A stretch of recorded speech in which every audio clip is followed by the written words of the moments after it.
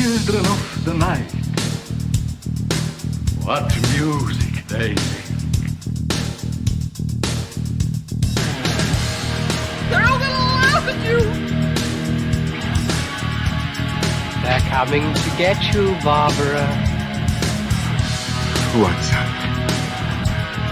I'm not gonna hurt you. I'm just gonna bash you a bit.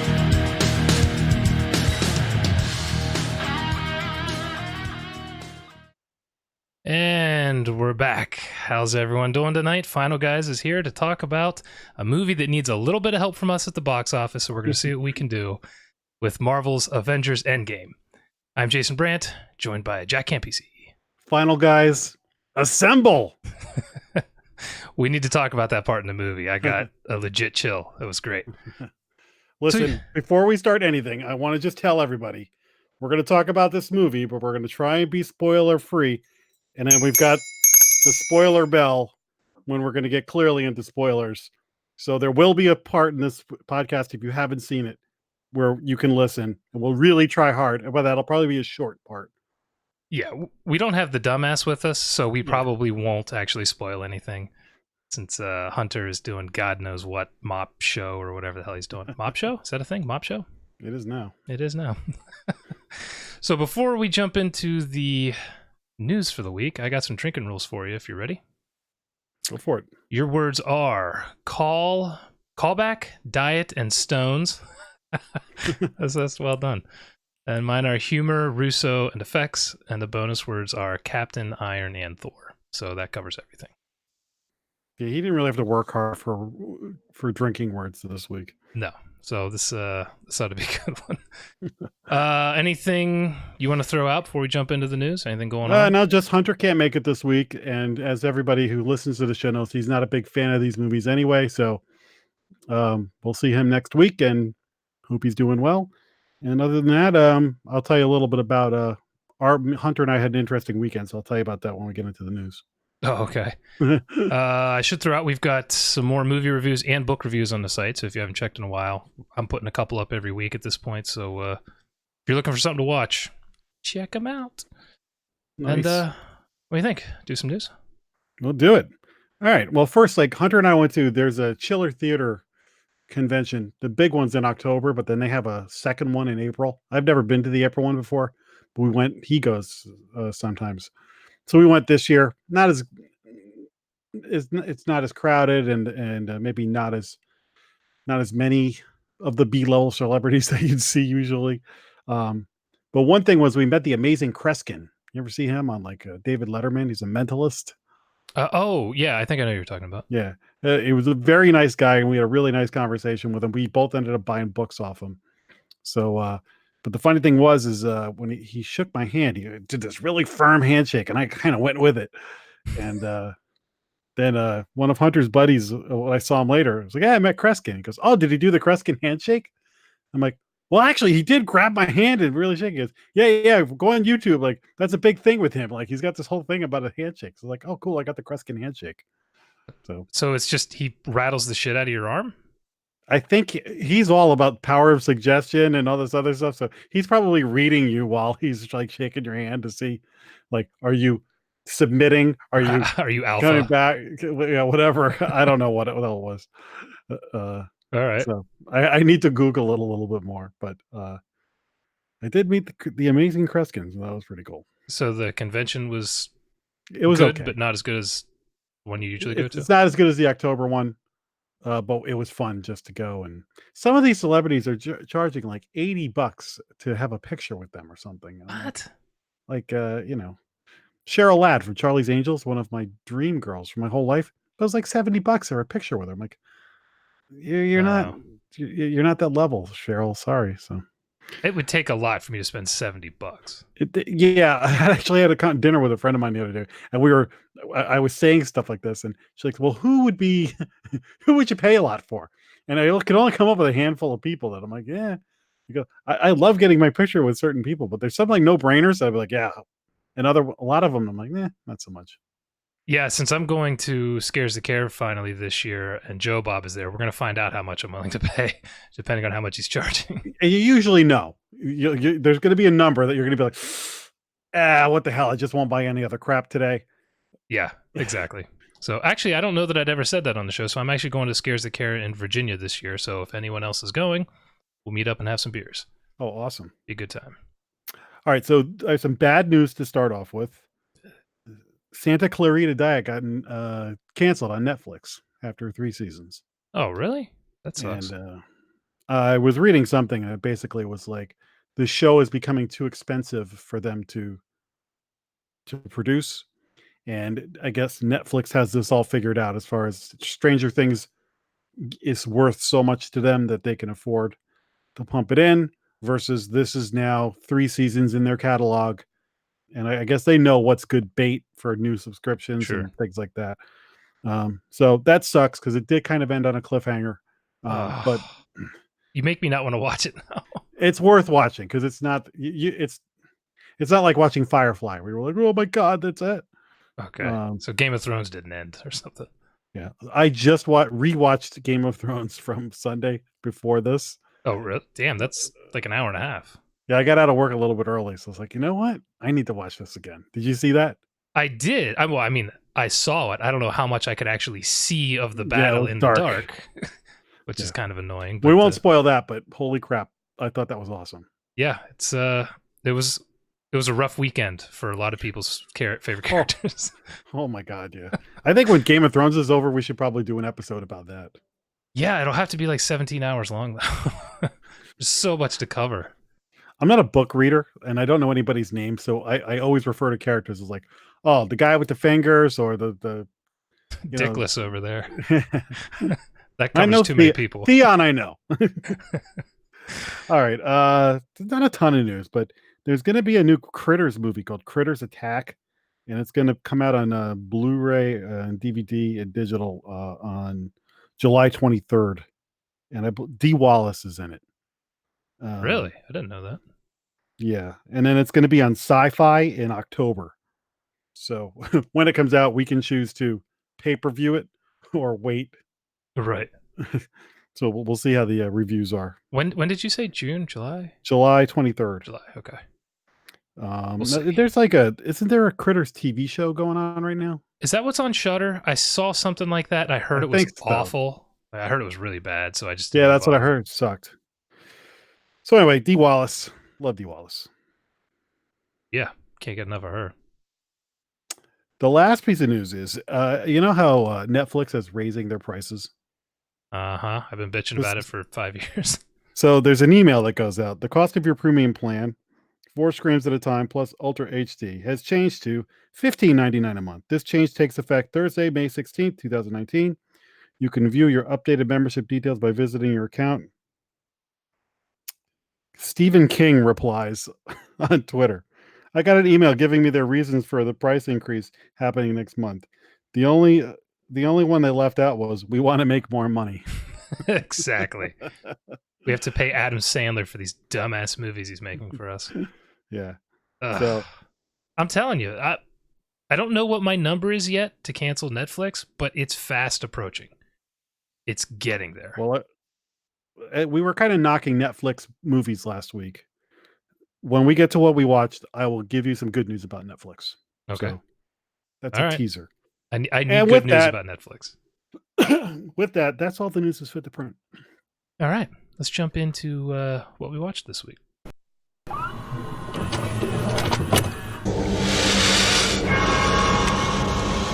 have such sights to show you. All right. Even though I know it goes against your rules for me to go first since I'm hosting, I have 4 things. So go for it. I'm going to jump right into it. For some reason, I decided when I saw Killer Clowns from Outer Space pop up on my Prime list, I just the interface, I thought, what the hell? I haven't seen this in 15 years. I remembered liking this movie when I saw it, however long ago, thinking it was good. Man, it held up way better than I even thought it would. What year is that movie? 89, I think. Yeah, I don't think I've seen it since like 88. 1990 or something like that. Yeah, it's been a long time since I saw it. But so yeah, it's 1988. Man, the clown effects are so good. The facial features are very expressive. They move around great. It's funny. It's at parts disturbing when they're using people like puppets, and it's goofy. It's ridiculous. It's a movie that totally shouldn't work, and I was really happy to revisit it. It is a surprisingly good film. It's like against all odds, it's entertaining. Would you put it in the Mount Rushmore of clown horror movies? I probably would. I probably would. It's one of those. Didn't it have sequels? Because I never saw anything if it did. I feel like If I had to guess, I would say it does have sequels, but I don't know. I never saw one if they did, because I only saw that one once. It's on my to-do list, actually. Well, it's free on Prime. I got list in the show notes as always, people. But I thought, I don't know. I remember, were they going to remake it or something a few years ago? There was an announcement, or maybe it was a long gestating sequel or something. And it's kind of like Beetlejuice. You catch that magic once, and I don't know if you're going to be able to catch it again. It's just, that's a tough one. It's just so weird. I don't know how you do it twice and not have it be stupid. Or too self-aware or whatever it is, So, there you go. Killer Clowns. Awesome. Well, I didn't plan on having this movie. I was planning on watching this movie sometime soon, but then I was flicking around the channels the other day, and it was on, and it was just started. The 1989 Pet Sematary was on the other day. Ooh, I'm like, okay. oh, perfect. So I probably missed like the first 15, 20 minutes. I don't know. I got there right before church gets run over. All right. So I didn't really miss much. So I'm like, oh, I'm going to watch this. So I watched it, and it was really fun to rewatch, because now I'm watching the beats that the remake hit. Mm-hmm. This one also moves lightning fast through the plot points. And again, I wasn't crazy about this movie when I saw it. I was a big fan of the book. But as the time went on, I was like, that's okay. It's one of the better Stephen King adaptations. Watching it now, I'm like, this feels like I'm watching a made-for-TV movie. And I think that's how I felt when I saw it in a theater. It's goofy, right? That's what I remember. It's like a little goofy. Like everything was a little off. The acting. Kind of B-level actors, B-level special effects. You can clearly tell that Gage is a doll in some parts and things like that. However, it's very loyal to the book in a lot of ways. It's probably why it's goofy. And kind of like the original Salem's Lot, it was a made-for-TV movie that I enjoy a lot, even though when you watch it, there's some certain special effects and pacing because it was a TV movie. Like there's fade outs for commercials and stuff like that. Right. With this, there's none of that, but just, it doesn't feel like a theatrical movie. However, it reinforced my dislike of the new one. Because I just thought that where they had such an opportunity to up the special effects and kind of the horror, and then the ending of that new one just bailed on everything. It should have been a sequel to this. If the new one had been a sequel, it was like, okay, you had the original Pet Sematary, and now we're going to do things a little bit differently. I think I would have cut it more slack, but just calling it like the original one. So I had fun rewatching it, and Fred Gwynn again, it just is so much better than anything that's in this new movie. How could you possibly do a sequel when you already have that Edward Furlong gem that came out in the 90s? Edward Furlong was at Schiller, but he wasn't at his table when I walked by. And that's exactly what I thought of. That's a shame. Yeah. He's such a good actor. So Pet Sematary, had a good time with it. I've been wanting to revisit it since seeing the remake, so I'm kind of curious, but at the same time, I just remember thinking, So you pretty much cemented that. Yeah. All right. I rewatched a movie I never thought I would rewatch, Demon Wind. And that's because it was on the last drive-in Friday night. And I think I actually talked about it on this when I watched it a year or two ago. Hunter may have bought that Blu-ray while we were at Chiller. Really? The Vinegar Syndrome guys were there. And this movie is such a bizarre dumpster fire that it is super entertaining. I really enjoy watching this because it's terrible. It makes no sense. I don't even know what the rules are. I can barely follow the story. I can't even tell who's dating whom, I think is how you would say it. There's one guy who just makes out with all the other guys' girlfriends. I'm like, what is this? A magician dude shows up and he's kicking zombie heads off and kicking beer cans at people. And you've got this giant this giant blonde guy who looks like he's straight out of the Third Reich. I don't think I've ever seen this movie. It's bizarre, man. It's obviously on Shudder now. If Joe Bob covered it, you should watch it. It's hilarious. So it's in my queue. Joe Bob does it? Yeah, he just did it. I'll watch that version. I'll do that. I'll watch that version. It is freaking amazing. I love it. I'll probably end up watching it again. It's one of those that I watched with a buddy who'd never seen it, and he just thought it was glorious because you can't follow a damn thing that's going on, and just it's so much fun. So yeah, definitely if you have Shudder, check out Demon. I gotta check with Hunter. I swear to, I think he bought that. That's funny. I think it was Vinegar Syndrome maybe did a Blu-ray last year or 2 years ago of it, so that would make sense. It's a newish thing. All right. Let me get to my Netflix news. So Netflix horror movies have been frustrating us. But as we said with Black Summer, some of their series are pretty good. Mm-hmm. So I watched a series that takes place in Mexico, and it's in Spanish, called Diablero. Okay. I'd never heard of this till I saw it on your list. It is about a Diablero is a demon hunter, and a priest gets drawn into the disappearance of a girl who's been abducted by some sort of demonic forces, and has to team up with this Diablero and his sister and a girl that's in their posse, who basically absorbs, like calls demons to possess her, and then like uses them like almost like a superhero, where she's like in a cage fight with another person who's possessed. What? It's this TV show is awesome. You got to watch it. Sounds crazy. It's crazy. It's one of those things that's over the top and funny enough for you to accept kind of the zaniness, but serious enough that you're like, I need to watch the next one. Now, my friend had recommended this to me, and I watched like one episode. And I was like, oh damn, this is good. It's only 8 episodes. By the end of home stretch, I'm just like, holy crap, I need to watch the next one. I had a blast with it. Now, when I turned on Netflix, I saw it dubbed. And it wasn't until like the 3rd episode that I was like, oh, can I change the settings and watch it with subtitles instead? At that point, I was enjoying the dubbing because it was almost like watching an old kung fu movie with the way they were. But they were like, they did a good job, but there was also a little bit of that cheesiness to it. Right.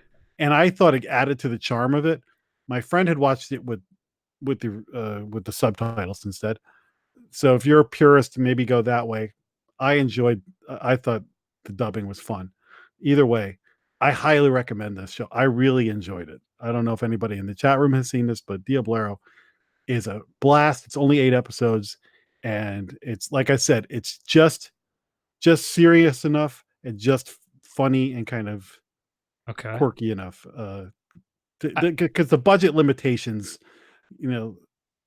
So the demon battle royal doesn't look as fantastic. Awesome. The dude, when the girl, there are several times where she basically gets herself possessed and uses the demon to fight like other demons or whatever. You're gonna love this character. All right. It sounds so weird. It's weird. It's fun. I'm telling you, I had a blast with it. Watch it. Listen, if you don't like it after 2 episodes, I'll give you your money back.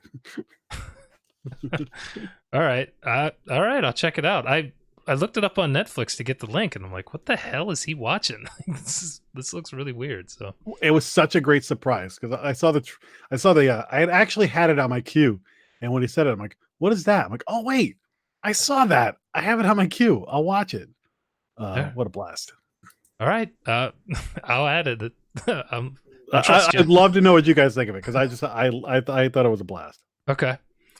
So as I mentioned, I watched Demon Wind on the last drive-in, and he did a second movie which I did not watch. I just watched his opening monologue and then caught the interstitial stuff because I just watched a movie, I don't know, last year. The House of the Devil he covered. Oh, yeah. So it's interesting for me because when he did Monster Vision and stuff, he almost never did newish movies. They were always, ridiculous old movies, or House of the Devil seems like too good a movie for him to do. It does, and he actually talks about how much he liked it. He went a lot into Ty West and stuff, so that was kind of interesting to hear, because I don't really know much about Ty West. I even tried looking him up. I don't see any social media with him or anything, so he seems like an odd cat, but I don't know. He's done some interesting movies, though. He did that one about the cult, right? Yeah, the found footage one. What the hell was that? Sacrament, something like that. Yeah, Sacramento thing.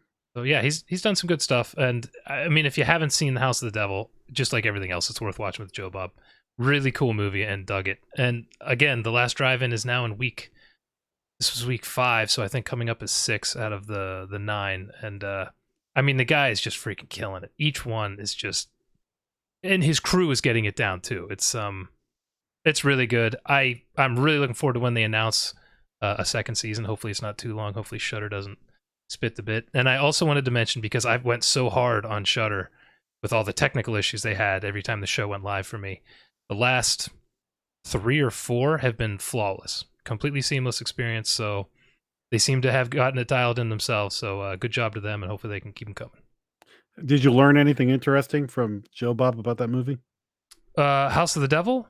I learned more about Ty West, I would say, than the movie. Although he pointed, he always points some stuff out, but he went into quite a bit about Ty West that I had no idea. So it's definitely worth it for that talk alone. Cool. Well, I had mentioned a couple of the movie Less Scared Jessica to Death came up like a week or 2 ago. Let's bore Jessica to death.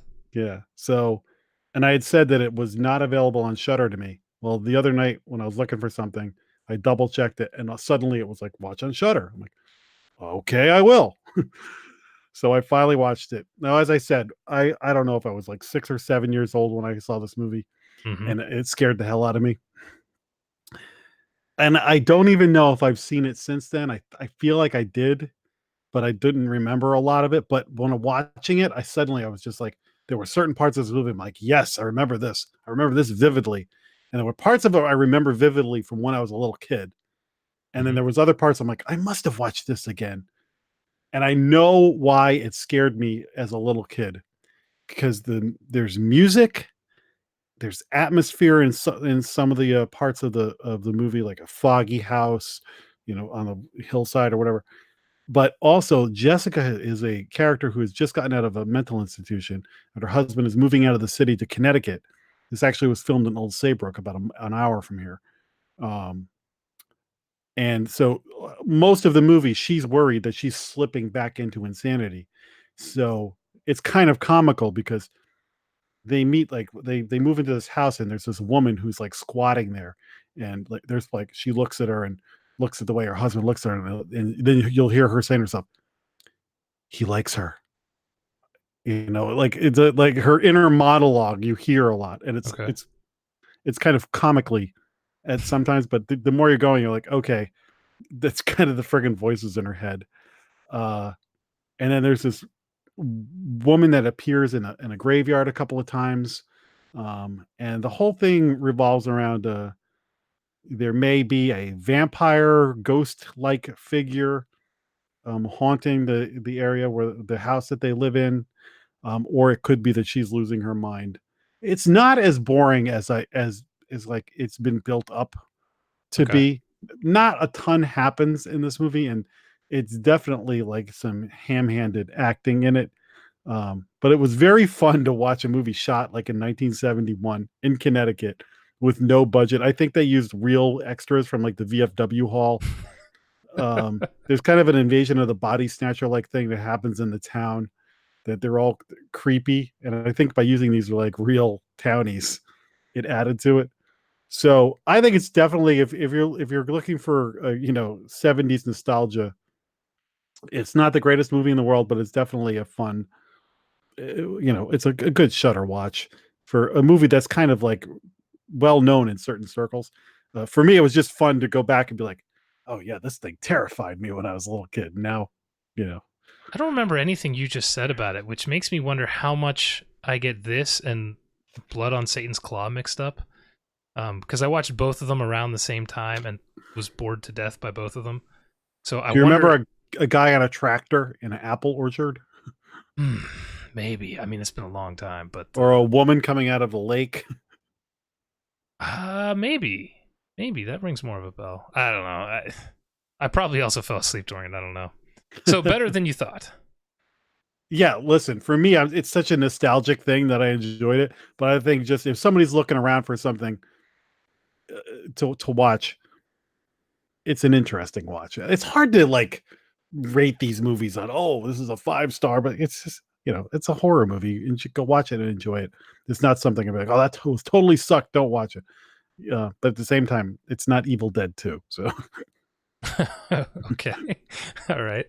Well, I got one more. I listened to an audiobook, We Sold Our Souls, written by Grady Hendrix and narrated by Carol Monda. It's basically a book about a heavy metal band that the lead singer screws all of them out in some contracts, and all of their careers are ruined, and he goes on to become a megastar, like the Rob Zombie or bigger. He becomes this huge star, and their lives suck. And it's about the guitarist kind of going on an endeavor to get to him and talk to him, and crazy things start to happen. And the more she tries to get to him, the crazier things get. And there's all kinds of occult stuff and really great references to metal songs. Each chapter is the name of a different classic metal song.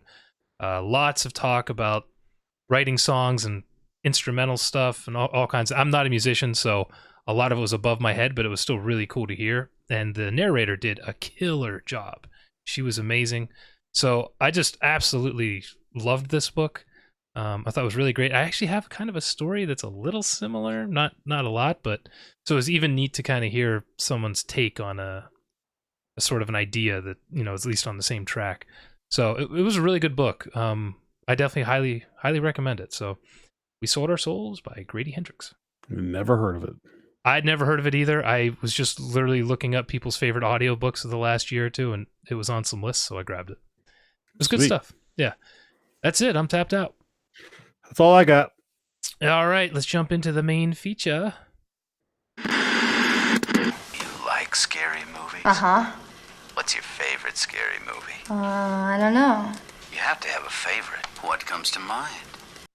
All right, because We Sold Our Soul, as I'm sure been read millions of times, he doesn't need us to push the book.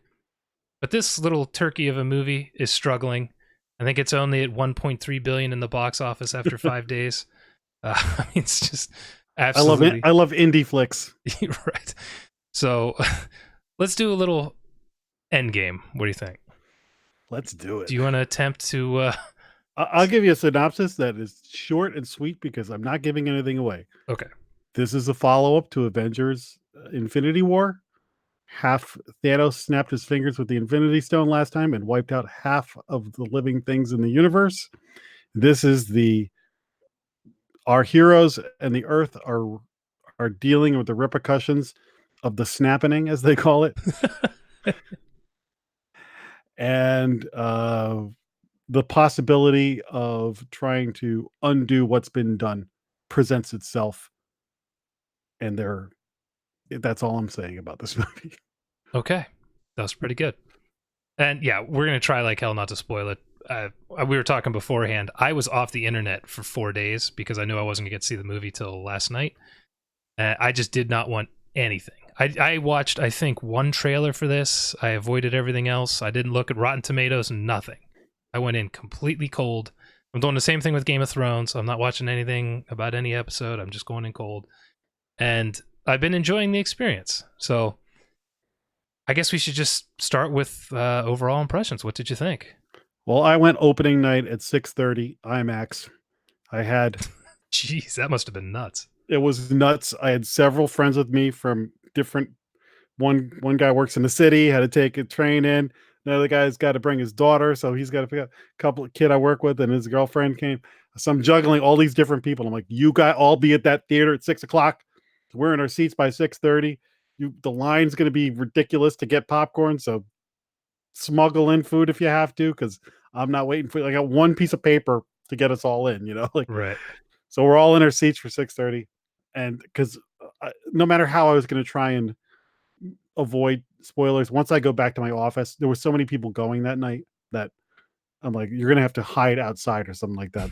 And it's true, because the next day we had like a 45-minute debrief out in the lobby with a group of us.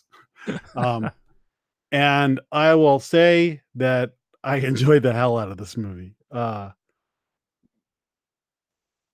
It surprised me in a lot of ways. I knew a little bit about the gist of what was going to happen, but we had made predictions as a group, and so many of the predictions we made were wrong. Mm-hmm. And I just really enjoyed seeing where they were going, choices they made. It's funnier than I expected it to be, kind of.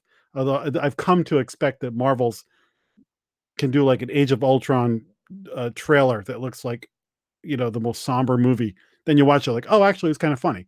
So I was Mm-hmm. ready for that. But the main thing I walked away was it's been whatever 10, 11 years of getting to know these characters, Mm-hmm.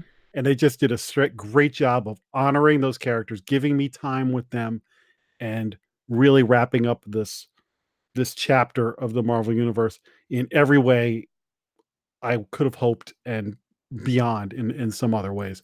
So just from sitting there laughing, getting choked up at certain points, the highs and lows emotional, we just, all of us who were there, the whole theater, had a blast with this movie, and we walked out happy, sad, and satisfied. So we can go into it, but just two big thumbs up for me. Ah, that summed it up. Great show, everybody. I'll just leave it at Yeah, that, good and we'll night. get out of here. I agree. I went into this cold, but I went into it with as high expectations as I could have had for any movie, and it lived up to it. I loved this movie. It really got to me a couple times in different ways that we'll get to in spoilers, but just like Endgame, or not Endgame, Infinity War. And I will say, I don't think this is as good as Infinity War. I think it's just below it, but Infinity War was, to me, one of the best movies of the last decade. I mean, Infinity War had the benefit of pairing up all the people you've never seen together. mhm. And so it's almost like the beginning of the saga is the fun part, and the ending is the harder part. Yeah, and again, for reasons we'll have to get into with spoilers, the narrative, the way the whole movie's structured allows it to be a little bit better of a movie. That we can get into that later, but Mm-hmm. that notwithstanding, I mean, it's not like I'm saying it's crap or anything. I mean, I loved this. How about you keep talking while I mute my microphone? Well, I will say that uh, my friend's girlfriend was not very familiar with the Marvel movies. And so when she came out, he had been explaining stuff to her. She'd seen them, but she's not like us who've seen them multiple times and knows everything. And she loved it too. And that was one of the litmus tests. Because like, okay, this is kind of Return of the King-ish, where I'm a Tolkien reader. So the multiple endings didn't bother me when I watched Return of the King. I was like, oh, they managed to get enough of the endings, because the book goes on forever after The Ring. So, but I know that non-geeks were like, this is the longest freaking movie ever. It would never end. Mhm. So I was wondering that with her. And she was like, oh my God, the movie was so great. So even like a normie loved this movie. Yeah, well, I wouldn't call my wife a normie anymore. I've kind of infected her to a degree, so she's seen all these movies, but she loved it too. If it got to me, I mean, it really got to her. She had some super highs and lows emotionally all throughout the movie. But I even want to say that the movie didn't go where I expected it to. The resolutions and the way they were going about things did not go the way I expected. The humor was more than I expected, but then the somber parts were very dour at times. So it was, and we talked about this a lot when Infinity War came out. I can't even grasp how difficult it must be to write something like this with so many freaking characters, so many storylines, and have it make any kind of sense and not be a complete clusterfuck. Must just be hard as hell to do. And they pulled it off twice in a row. Absolutely. Hats off to the Russo brothers, because they were filming two movies at once. And I was reading about this. They had the actors shoot fake scenes so that like Mark Ruffalo couldn't spoil the movie, because he didn't, and they didn't know what other people were doing. So when it premiered, a lot of them had never seen the whole movie. So they didn't even know, or they were acting against, and they didn't know what the other person was saying or something, Sure. in some cases. So the complexity, yes. So there are certain things that, look, you're gonna, the further you get away from this movie, the more nitpicking is going to happen to it. And sure, that's part of the conversation. But if you just take this for entertainment's sake, and it's a comic book movie, so there are certain things you have to surrender and be like, yes, this movie is for adults and kids, and is comic book stuff, and stuff that happens in this happens in comic books, and it doesn't always make 100% sense. Well, that there is one big part of this story that is going to allow people to nitpick it, and it's just the way it is. Again, we'll get to it. It's really hard to talk about this. It's really hard to. I think during our discussion of Infinity War, I said that I thought the Russo brothers had written that movie, and they did not.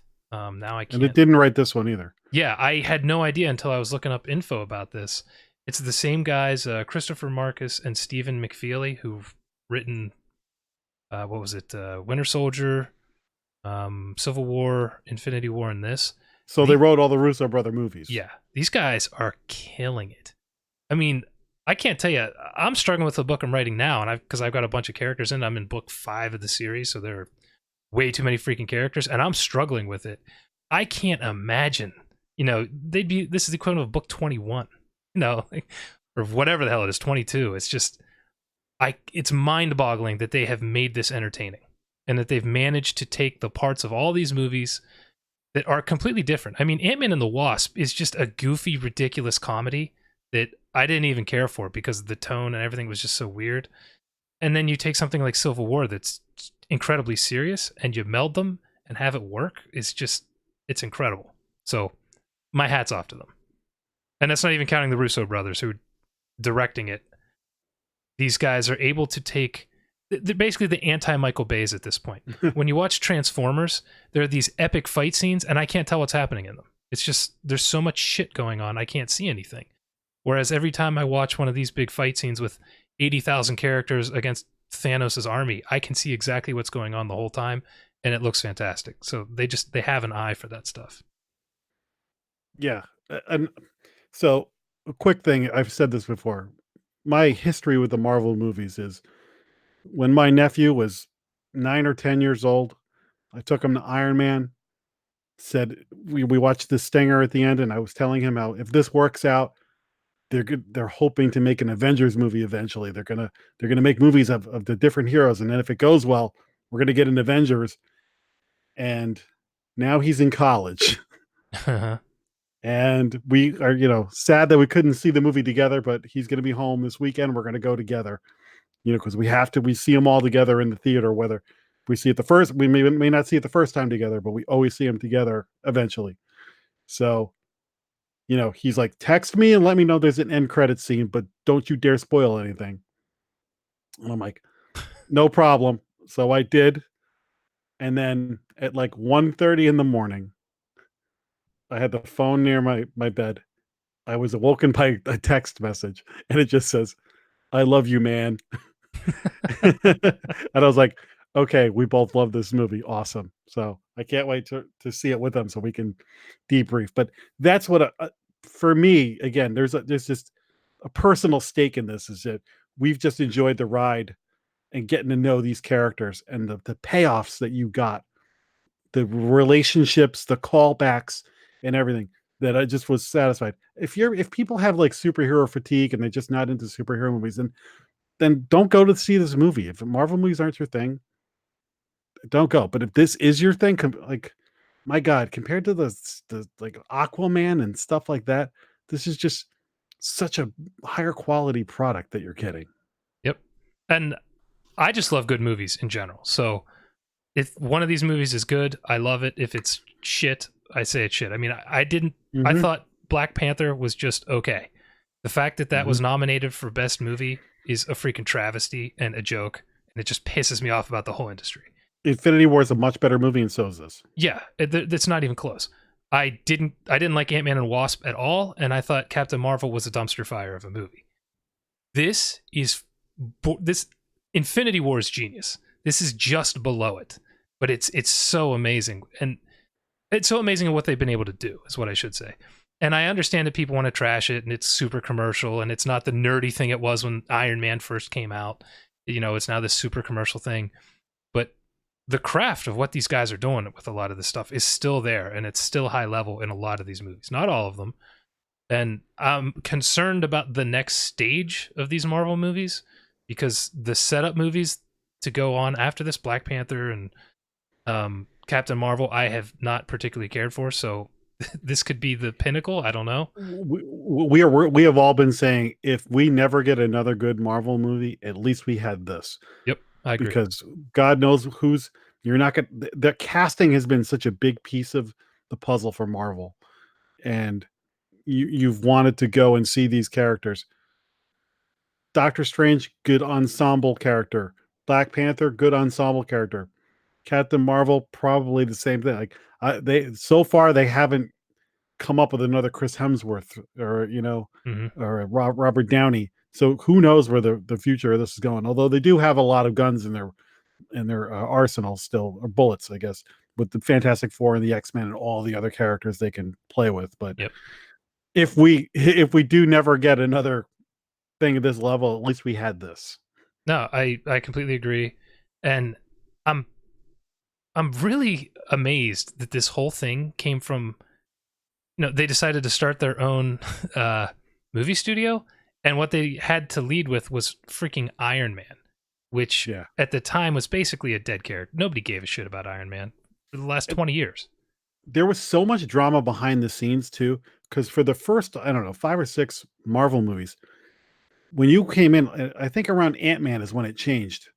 There was like a committee that when you were a filmmaker, you be working on the movie, and then this committee would approve and deny and give you notes on things. And it was really handcuffing the filmmakers. And then Feige basically went to the head of Disney and was like, I need to report to you, not this other guy. And I think it was when they were going through the drama with Ant-Man, like that was the last straw.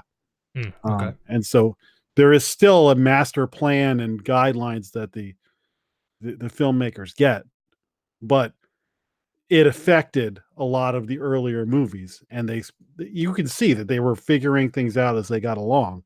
And then once they found the rhythm, and they were like, okay, this one's going to be a heist movie, this one's going to be a political thriller, what they had different genres, whatever, and they're doing something unprecedented, linking all these different movies while they're also standalone. So that the art of what they did there, again, some people could say they're fatigued by it. For me, I was like, this is great, because as a kid, I'd watch The Incredible Hulk and be like, why can't Spider-Man be in this show? Right.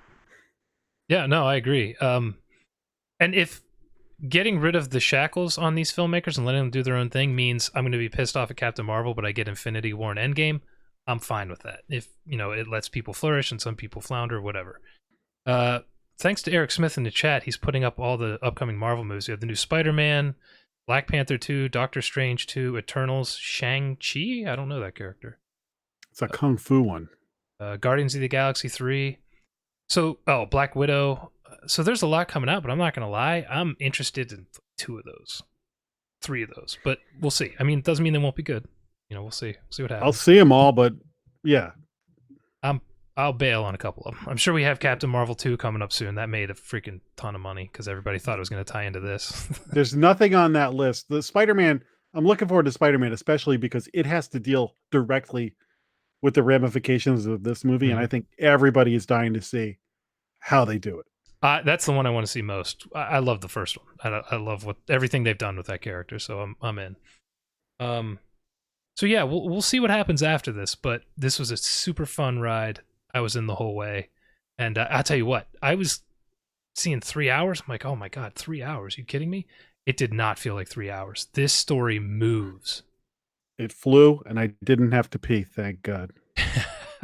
I timed my water intake throughout the day so that I wouldn't have to leave, and thank God, because afterwards I said to my wife, I don't know where I would have left and not like had the story completely screwed up for me and been confused. So it was good. I'm as pleased as I could be with it, to be honest. Awesome. Okay, so shall we go to spoilers?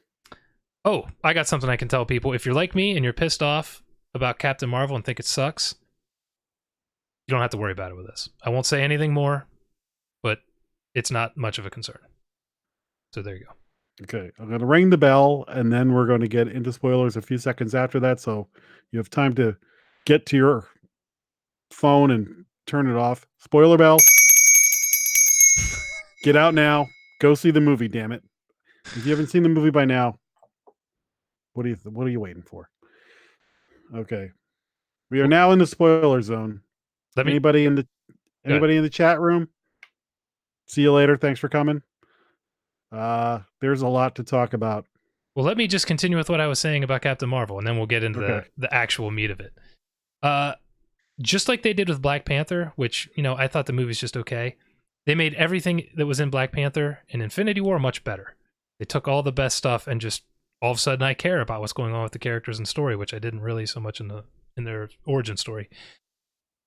They didn't go that far with this, where I actually cared, but she was much better in this. And I think the thing with her is she's not funny. She's not a funny person, so she can't do the snarky humor. It just comes across terribly. And she didn't have any humor in this, so she seemed much more palatable. Her appearance at the end was super frustrating. We can get into that a little later, but otherwise she's in it for 15 minutes. Not that big a deal. She doesn't ruin it. One thing I do like about her, though, and Brie Larson does a good job of this, as somebody who is very powerful, she does have this sort of fearless attitude and like let's just go kill him, or bring it on. Like, so there's a confidence and almost a cockiness to, and just a matter of factness of somebody who's just in the front lines because they can be. Mm-hmm. That I kind of appreciate. Yeah, she's not as funny as the other people, but I did kind of like that because when she meets Thor, that whole little scene with the hammer, Yep. like, and when she comes down and meets them, she's like, "Well, let's just go kill Thanos. Like, you didn't have me last time." I kind of like that cocky attitude. But yes, I would like to see a sense of humor, maybe like with Captain America, where he had a sense of humor, but it was more subtle. They're gonna have to, because I don't know if you saw some of these disastrous interviews she did leading up to this movie, where she's trying to go back and forth with these guys.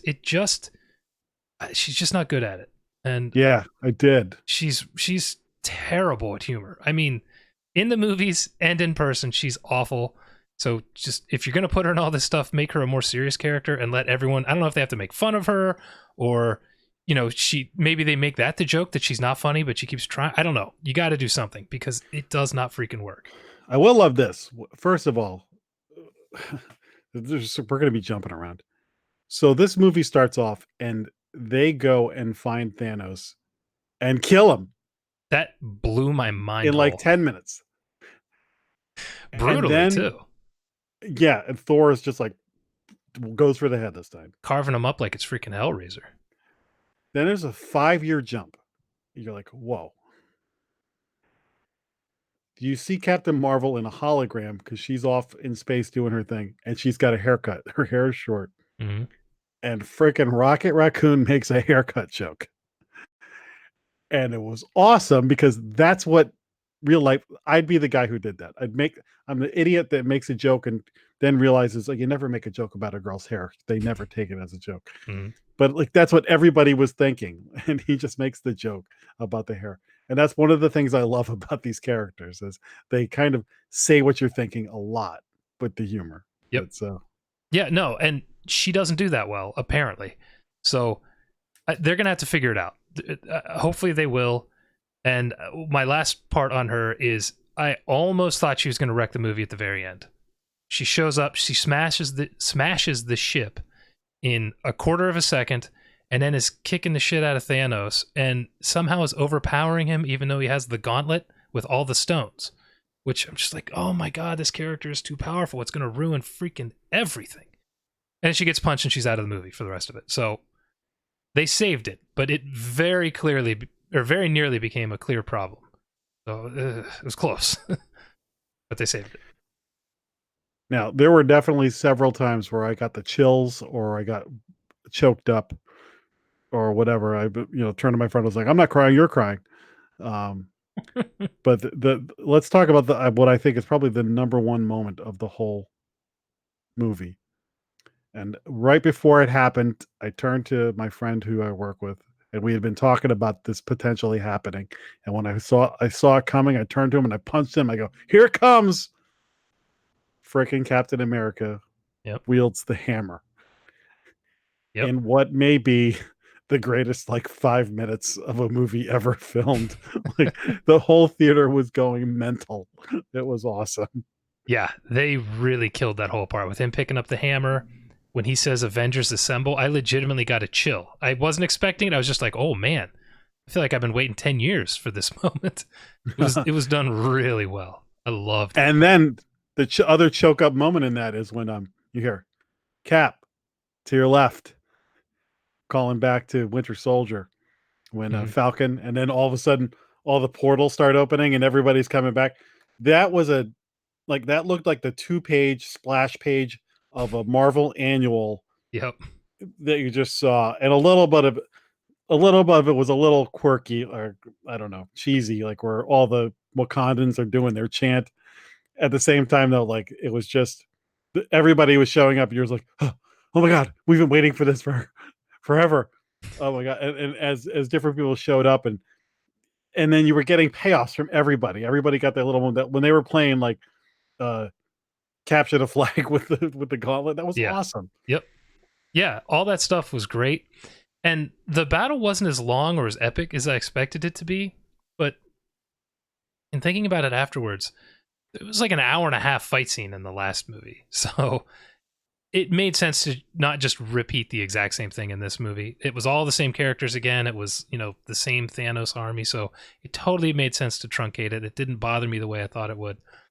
But I thought they did such a good job with showing the damage mentally and physically all the characters that had going up to it. So the Hulk isn't just smashing.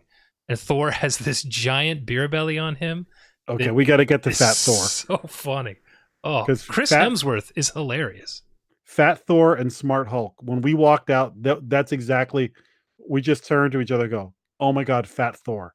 And then the other person chimed like, "And Smart Hulk." Two bold choices, but Fat Thor, you're totally right. It's hilarious. Then they stick with it because I think everybody was waiting for him to at some point magically transform like He-Man, right? Into like, and instead, nope. This guy's got like PTSD or whatever, and it's like he is in despair from what has happened. He blames himself, and the arc for him when he goes back in time and speaks to his mother and is just dealing with this grief and insecurity and all this stuff. And Chris Hemsworth, yes, is crushing it because he's hilarious and poignant at the same time. But then when he reaches out and calls the hammer and he gets it and he's like, I'm still worthy. I'm just going, okay, these writers are freaking brilliant. Yeah. They freaking crushed so many scenes in this movie. So many scenes they crushed. And putting Rocket there with him to like keep cutting it with humor. But just the fact that they were able to bring Renee Russo back. She hasn't been in one of these movies in forever. They bring Robert Redford back. Michael Douglas is in it. Michelle Pfeiffer's in it for 4 seconds, but she's in it. The cast of people they were able to bring into this is just mind-boggling. And all right, so the time travel thing was a bold choice. I loved that they referenced like all the time travel movies. That I think that's part of the wink to the audience. Like, okay, 100%. there's problems with time travel. You enjoyed all these movies. We're gonna roll. Austin Powers did it the best, where they just kind of looked at it, just roll with it. Right. But the fact that when they went back to New York and they go to for the time stone and Tilda Swinton is there. Yeah, like, that's right. He wasn't. And I love that because she's like on the roof shooting Chitauri. And you're like, oh, okay. Because you were wondering like what else was going on in New York when that was going on. Now you got to see, yeah, there was other people battling it too. And then they go to the Avengers mansion and you get to see like right after the end of the Avengers where like you hear Iron Man go, okay, we can stop posing now. Right. Yeah, so many great moments. So the time travel thing is the biggest problem with the movie. Because anytime you introduce time travel, this allows people to nitpick it to death. But when it comes to time travel movies for me, they have to set up the rules, and as long as they follow those rules, I'm fine with it. And that's what they did with this, so it doesn't bother me the way it bothered a lot of other people. I had one of my buddies say, if they only have a couple of these cylinders, that allow them to shrink, why don't they just go back to him and get more cylinders? Like, yeah, you're right. I totally get it, and you can do that with any single time travel movie ever. But they did do that.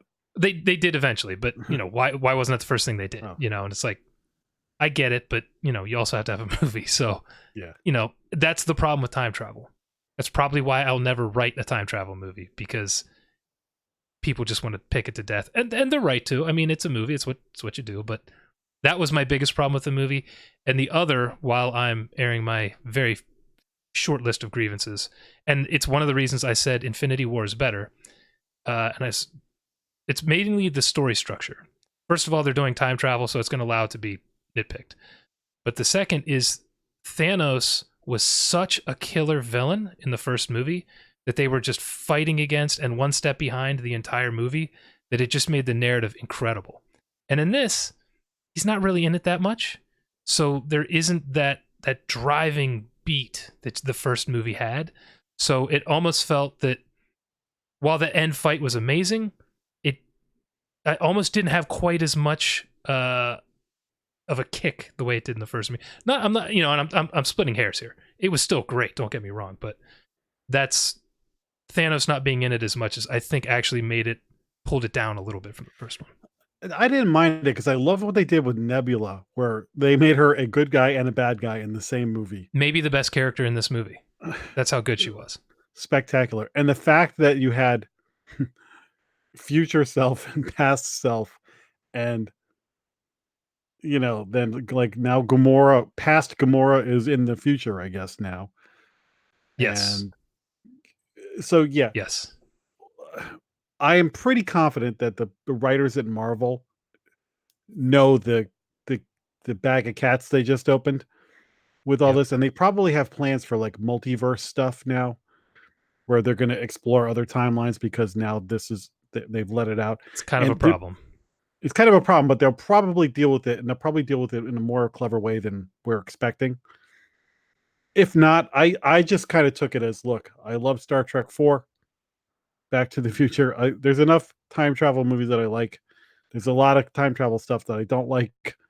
But for entertainment purposes, when Captain America is fighting himself, or some of the other stuff that happened because of time travel, I'm like, okay, I'll roll with it. And like I said, I'm curious to see how Spider-Man deals with it, because if the potential big plot hole, Ant-Man's daughter was 5 years older, but when Peter goes back to high school at the end, his friends are all the same age. I didn't think about that. That's true. So were they also snapped? Yeah, maybe they were all dead. You're right. And like baseball had kind of stopped. The world had sort of stopped by the end of this. Like, it looks like people are back to school and things are more normal. So I wonder, is it another time jump a little bit with Spider-Man? That's like, okay, it's a year later or whatever. Are they going to deal with the world? They're now in the near future, so they're not locked to this year. This movie came out in this year, so that's when it takes place. But will they? I think they will. They're going to deal with a world where people were gone for 5 years and now suddenly came back, and they probably won't deal with it as seriously as something like The Leftovers on HBO did. But they'll probably have some fun with it. But I'm curious to see what they do. Yeah, I mean, once you start time traveling to fix everything, you can just every horrible thing that happens in every future Avengers movie or whatever, you can just that's there as a fix. So I would not want to be the guy having to write after this and picking up all the pieces. Like, I would not want to be that guy. But Star Trek 4 has a great moment where Scotty and Dr. McCoy are with a guy they need to build transparent aluminum so they can make a thing for the cage for the whales. And they show the guy the formula for it. And then he's like, wait, we could be like messing with the timeline or whatever. He goes, how do we know he didn't invent it? And so just with a little joke, they kind of just got by that thing. So with this, I'm like, okay, like the thing with, we got to get to the ending. Some of the stuff they did with Captain America at the end, I'm like, okay, so wait, what does that mean? And I think the only answer to this is there's multiple timelines now, or some. I'm not losing any sleep over what the ramifications were, because I had so much fun watching the movie. No, yeah, I'm with you. I'm 100% with you. And to go back to what you were saying about when they jump 5 years, that was some dour shit for about 30 minutes there. I mean, you're seeing there's no trash collection, there's no baseball, places are just in ruin. I mean, and even even as the humor picks up and the movie gets to a good resolution, those people that came back, I mean, it's been 5 years. Your kids are grown. Your wife married some other dude or killed herself, or jobs are gone. I mean, the economy's collapsed. This would be really screwed up. You're right. The next writers have a lot to deal with. It's brutal. It's absolutely brutal.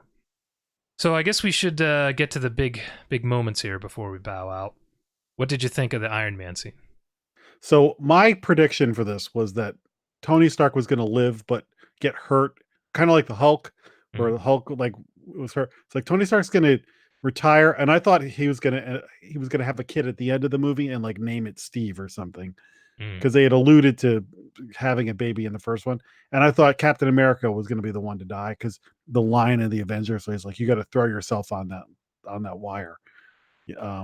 So I was clearly wrong about that. They gave Tony a nice send off. Listen, when he says I am Iron Man, that was friggin' awesome. Yeah, and they nailed his death scene. I mean, nailed it, because he says his line, saves everything, and then he does not speak again. There's no take care of the kid, I bequeath my, or whatever. It's just he's dying and then he's dead. But I'll tell you what, this is the closest I've been to shedding a tear over a movie in I don't know how long, and it's when Pepper Potts tells him they'll be okay. I don't know what it was, but the way they wrote that and the way it was delivered was picture perfect. Well, when she said you can rest now, Mm-hmm. I don't know about you, but I have been in the hospital room of friends or family who are close to dying, and that's the kind of stuff that's being said. So when that is being said, there's a part of me that's like, my mind is going to that kind of stuff. Mm-hmm. And they were selling it there. And again, when I saw the end of Guardians of the Galaxy 2, when little baby Groot is like climbing onto Drax and they're playing the father and son song, and I'm like, this is a freaking cartoon tree on a green guy, and I'm about to freaking burst into tears. What the hell is wrong with me? That's how good they are. Yeah. So I thought they nailed it. I loved all the people at the funeral, including the kid from Iron Man 3. Mm-hmm. I didn't know who the hell that was. I found out later, and I thought, oh shit, that was brilliant.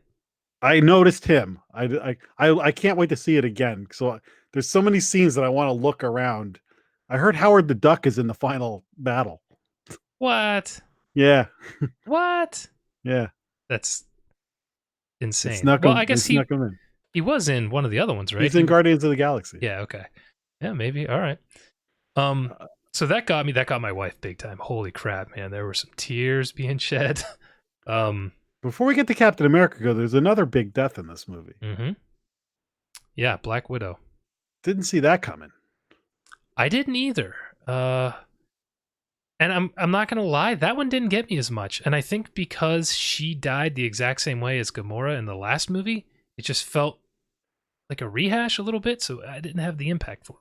For me, it didn't sink in because I thought somehow with the snap that both her and Gamora would come back.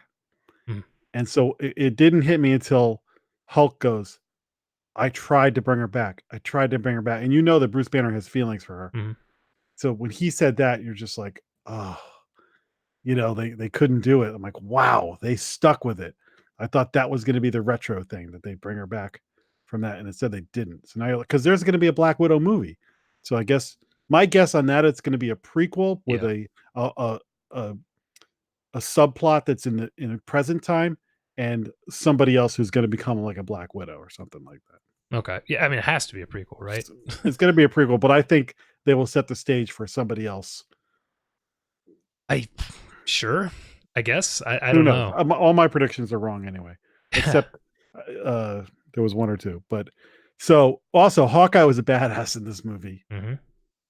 Yeah, if anybody actually deserved to die, it was probably his character, and he didn't. Yeah.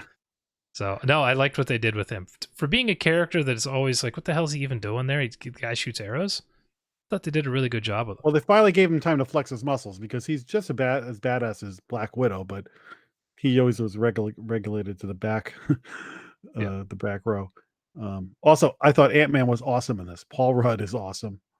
Yes, way better in this than Ant-Man and Wasp. Not him, but his character. I thought what they did was just light years beyond what they did with him in his own movie. There was a little callback at the end when Wasp comes back and she refers to Captain America as Cap, and that was something that she used to bust his balls about. That was one of those moments where I was just like, oh, that's a great callback. Oh my god. Well, speaking of Cap, let's I thought Captain America was dead.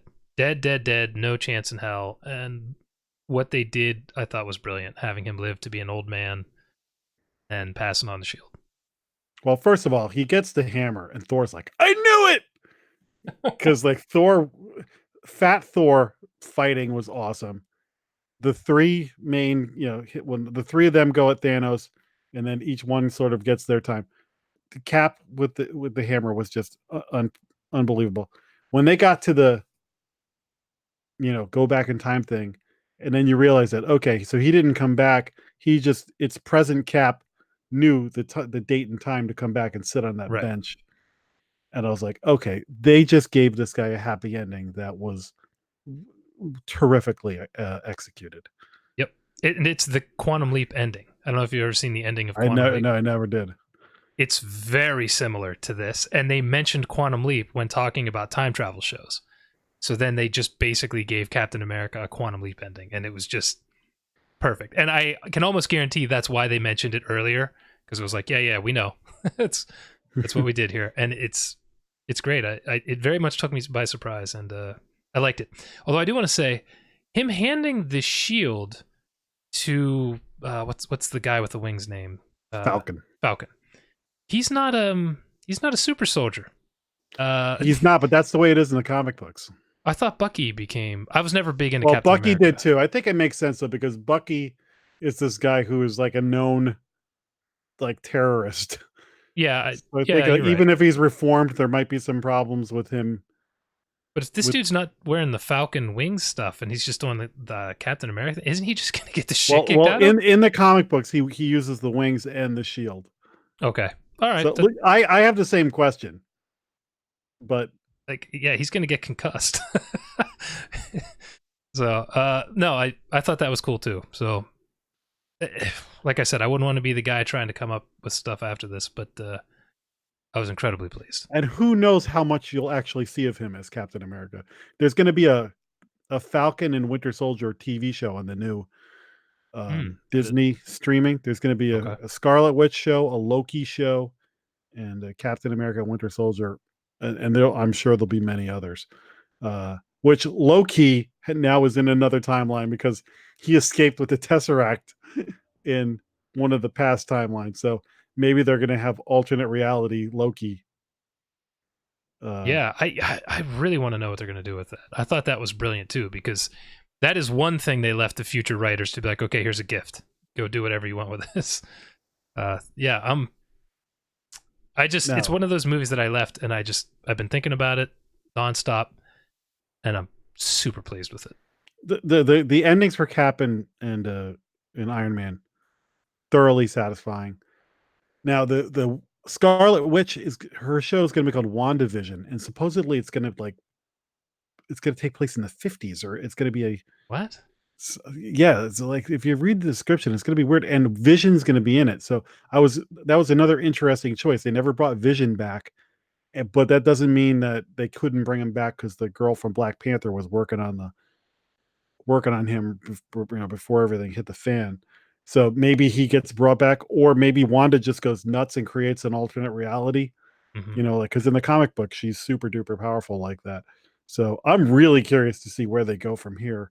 But like I said, if it all goes to hell, this is a nice bookmark. 100% agree. I just glanced at the chat. I'm trying to keep an eye on it, but I'm failing horribly because there's only two of us.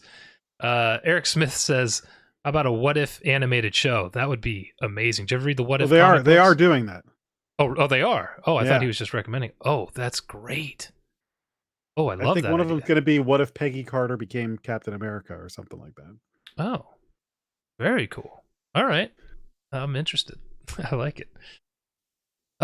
Anything else you want to add before we? I could talk about this movie all night, so I could do this all day. Man, when he was getting beat up by Thanos, I thought this is it. He's going to kill him right here. I was so shocked when he didn't. That was tremendous when he tightens the shield. Yeah, That- the half of his shield. But that's what I'm saying. Like, how could you not love that moment? So, yeah, Infinity War is probably a notch better than this movie. But the third act of this movie is maybe the best third act. It gives you everything you wanted. Yeah. Yeah, everything you wanted. Best hero death you could have, the whole shebang. And stuff. I mean, the everybody got their moment. Ant-Man gets big. He's wagging. Hulk is no longer rampaging. Mm-hmm. So he never gets the rematch with Thanos that you thought he would have. Yeah. Yeah, that's true. We didn't get that. I was A hoping for. lot of bold choices. And Yeah. the fact that they were brave enough to keep Thor fat. I'll tell you what, somewhere along the line between Thor the Dark World and Guardians and whenever they made Ragnarok, someone figured out that Chris Hemsworth is freaking hilarious. And they just started pushing it. And my God, that guy is killing it with that character. I thought this might be the end of the character, and I'm so happy to see it. Looks like Him joining Guardians of the Galaxy, or as Guardians of the Galaxy, as he said, was a wish come true for me. It's brilliant. It's brilliant. James after Gunn Ragnarok, after Ragnarok, that's what I was saying. It's like, my God, they got to just put Thor with the Guardians. You had it in the first movie, and now this. So I was glad they didn't kill him off, and I'm glad that he lives on, and he's not kind of burdened with all the I have to be the king of Asgard. He could just go and be hilarious. Thor. Yeah. Yeah. So I'm really pumped. All right. Anything else before we get out of here? Nope. I think that's it. Go see this movie if you're still here. Yeah, you got it. No one's here that hasn't seen it. There's no way. If you have thoughts on this movie, go to our Facebook group or the show notes or in YouTube and let us know your thoughts on the movie. Yeah, I'd actually like to really hear what everybody else thought. So the Facebook group would be perfect. What do you think Hunter would think of this movie? I don't know that he would allow himself to like it. Did he even see Infinity War? Probably not. I mean, like I said, I thought Infinity War was one of the best movies of the last 10 years. I just thought it was top to bottom amazing. This is, if that's 1A, this is 1B. And I mean, you're really missing out. What do I think he would think? Probably wouldn't like it just because he's contrarian about this stuff. Yeah. So, but he should, because it's, man, I'm telling you, the first movie in particular should be taught in screenwriting classes and literature class. Not that you can read it as a book, but I mean, just the way they handled the story structure and everything was just, it's unbelievable. The dialogue alone in these movies, it's brilliant. Now, do you think there's any shot Black Panther got nominated for Best Picture? Do you think that this kind of in a Return of the King kind of way might get some Oscar love, or could Robert Downey Jr. get a nod? Because he was awesome when he gets back from being stranded in space, and he's just so angry and bitter. And throughout the movie, he is just really crushing it. Could he get a nod? Could this movie get a nod? Do you think, or is it just superhero movies? Should it get a nod? Yeah, 100%. I mean, if you're going to nominate Black Panther, get the hell out of here. This should win 1,000,000 times over. But who the hell knows? And you make a good point about Robert Downey Jr. He could definitely be nominated. Should be nominated. Will it? That's a great question. I don't know. When he's yelling at Cap and he's like, this happened and you said this, then you said this, and then you weren't there. And you're just like, oh my God. And he's like all emaciated. Mm-hmm. You're like, wow. Yeah. Superhero movie. He's crushing this here. Yep. Sheridan in the chat just brought up America's ass. That was a great running joke throughout. Too. And Captain America in the frickin' elevator, and he says, Hail Hydra. Yep. Another tremendous, because you're there. It's all callbacks. I can go on forever about this. Yeah, we need to get out of here because otherwise we will go on forever. So next week we're talking about doing Bad Ben: The Way In. Supposedly it's going to hit Amazon Prime. I mean, that's kind of the movie series that started the whole Final Guys thing to a certain extent. And probably Black Summer as well, the TV series on Netflix. Yeah, well, we know that we know that that'll be there. So if Bad Ben doesn't come out, we won't talk about it, and we'll talk about Black Summer. If Bad Ben does come out, we'll talk about both of them. I like it. There you go, people. 2-banger next week. Get ready. For the Final Guys, for myself and for Hunter Shea, bye. Excelsior. Bye.